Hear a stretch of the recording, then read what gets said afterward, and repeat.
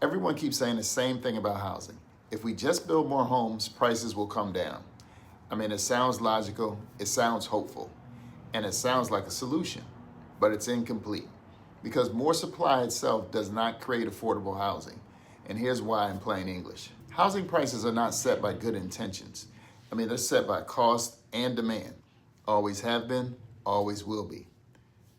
If it costs a lot to build a home, that home cannot be sold cheaply, no matter how many you build.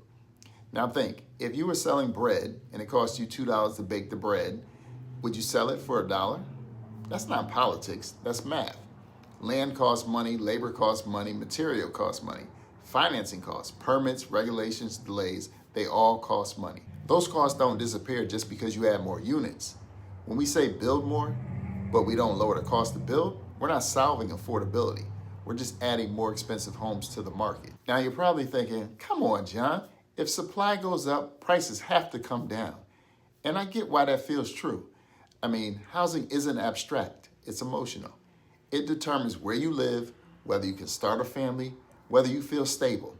So just build more feels like hope, but this is where emotion and economics part ways.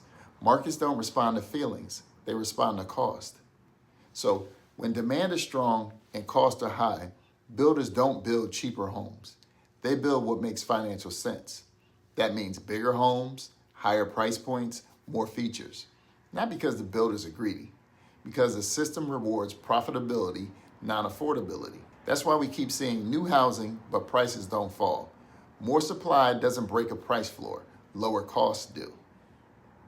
So the real question isn't, why aren't we building enough? The real question is, why is it so expensive to build anything at all? Until we answer that, we're not fixing the problem. We're just managing expectations.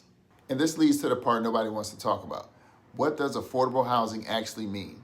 Because right now, we say affordable, but we still expect large homes, multiple bathrooms, high-end finishes, big footprints, and that's not affordability, that's preference. If we're serious about affordability, we may have to accept smaller houses, simpler designs, different housing types, and different expectations.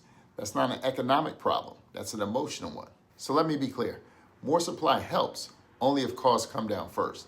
Prices don't fall because costs are high, demand is strong, and we keep building the same expensive product. You can't build your way to affordability if the cost to build never changes. So, give me your opinion. Would you rather have more homes that look like what we build today or truly affordable housing, even if that means redefining size, features, and expectations? Think 50-style homes.